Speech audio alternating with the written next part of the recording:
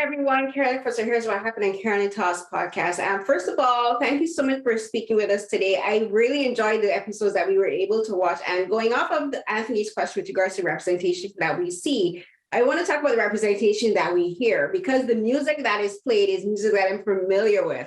And I love that we get to hear different generations and different eras of music. We had Motown, we got hip hop, we got rap from the 80s, 90s, R&B. So this is a question for everyone. So, but Norman, I want to start with you about using the music inspiration for the show. And I feel like all the characters kind of have their own particular sound with regards to identity. Like there's a vibe for each and every one of them. Like for the parents, I can imagine it's 80s and 90s hip hop era. And for Paris and her kid and for her friends, it's like a more contemporary sound now. But I want you to talk about building the show musically and the music inspirations that you use. Well, I mean, honestly, I mean, you go to the skating rink, you hear everything. And another thing is that, we wanted a show where parents could sit down with their kids and watch. And so, we wanted to do music that relates to those parents, right? You know what I mean? So it's like we can go back to the 70s and the 80s and the 90s and current music and stuff like that. So it was really important for us to be able to touch everybody so it could feel authentic, and we could have those conversations. We could have those conversations of nostalgia and those feelings of that. At the same time, keep it current and you hear what the young kids are doing. So I think it was just important to try to weave all that stuff together. So, you can just feel like you're at a real rink, right? So, I've been to some places where, they just play popular music, but I just think to our culture, it's music is timeless, right? And so we have these old jams that we're rocking from the 60s. You could probably play in the show that would still resonate today. And all those songs, which I would say, especially the older ones, they all have a storytelling type of, vibe to it. So they're not just hits, but they're hits for a reason. So we're really selective in the songs and the lyrics and so on and so forth as we prepared the music for the show. Yeah. Which was real important, I know I would go on shows and I say, wait a minute, that's not my era, that's the era before me. How old was the writer that did? But I said, well, it's for that generation too, brother. Just calm down, we have a scene where we get to skate, the parents do our thing, later on in the season, and they picked a beautiful song for that. So, and then I listened to, watch the first 2 episodes that you guys watch, right? And the kids are gonna love it, right, Danielle? Yes, I mean, the music is like another character, and I think it helps move the story along. And to piggyback off of what Norm said, it takes you into a time and place. And I think that's intentional too, just like so many pieces of this show. And if your mama's watching it or the mama's watching it, I mean, there's something for every generation. And I mean, that's what a show should, I feel like a show should sort of speak to and gravitate and pull in, everyone in the family. I mean, I think this is just a beautiful piece for, all demographics in everyone's family. Absolutely. And music is such a big part of roller skating. When you're in a rink, you want to feel the music. You're rolling with it. You're jamming with it. So I feel like music is very important, especially in this show, just for it being for all ages. Because when you go to a rink, they play all different type of genres and all different types of eras. And you feel it because the rink is for everyone.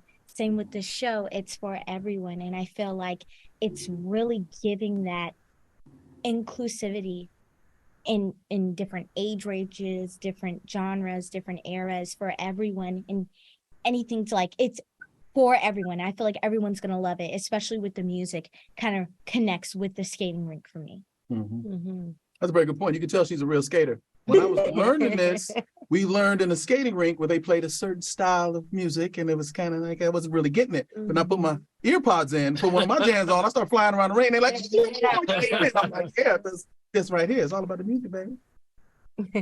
So before I talked about the music, now I want to talk a bit about the fashion and the hairstyles, because one of the things that I love about this show is we get to see like a wide range of hairstyles for all the characters. We go from a high top, like this tremendous high top that her brother, that London has. And like for Danielle and her friends, that you all guys have different natural hairstyles, you wear extensions, you wear weaves. And even for the parents, like we get to know who these characters are in their clothing. And for you, Golden, this is for everyone, but for you, Golden, like I grew up watching you on Girlfriends.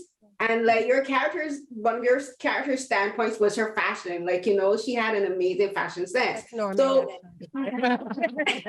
it's my style. So I want you guys to talk about how you identify with your characters with regards to their hairstyling and the fashion. Oh gosh, well, for me, fashion is part of the culture, and it's a part of our expression. And Norman has surrounded us with a great team. We had a wonderful wardrobe department. And I mean, I just think for us as young girls like Danielle, and just as women in general, I mean, I think our fashion sort of is our statement. It's our statement piece. And I feel like it sort of puts that stamp on who we are as a people, who I am as a mother. I think it's important to show that, you can still be a mom, but you could still be, current, relevant, on trend, as they say. And I think that's something that's fun. Other shows I've been on, fashion was sort of at the forefront. And I think it sort of moves the story along in a sense of, what are we trying to say as a character? So I love Deb's fashion. I mean, she's laid back, but it's intentional. Every piece that she sort of puts on is something that is uniquely her. And I think all the characters, even I think, Duchess, Yo-Yo, she has her own style, which I think is so cool. And each person is bringing their own individual voice through their exterior. And I think that's expression. I think that's really big in our culture. So I'm excited for people to feel like what Danielle said earlier, there's going to be someone that each person out there is going to be able to resonate with and connect with, if it's through fashion or what have you. So I think that's something that's also very intentional. It's me. My hair, hair's great. They sprayed it sometimes. And the hair. That's it. No, hair. Hair sponge. They fell in love at the beginning of putting like some filler here for the hairline when the barber messed me up one time, and then it stuck. So my process wasn't as long as theirs, but it was like, we got to do this. We're gonna fill you in, and now you're good. Don't lay down on it. We got to sponge you again, and that was it. That was my hair. For hair, for all the characters on Saturdays, for me, it kind of goes back to representation. For me, I saw every hairstyle that especially the girls in the show were wearing, and I was like, oh, I've gotten butterfly locks before. I've gotten the braids before. I rock my afro, my puff all the time. So again, it's like showing that like you can find yourself in each character. And growing up, again, there wasn't a lot of people that was wearing their afro puff out in a TV show, or their locks like Ari, or their braids with the little curlies like Simone's. So I feel like showing the different hairstyles that a Black girl wears is very important. And so, okay, maybe they're like, oh, I love that hairstyle on her, I'll try that. Or I haven't worn my afro puff in a long time, I might do that little puff that Paris did. Just finding yourself in the hair and in the character, and also just hair is a big way of expressing yourself in the Black community.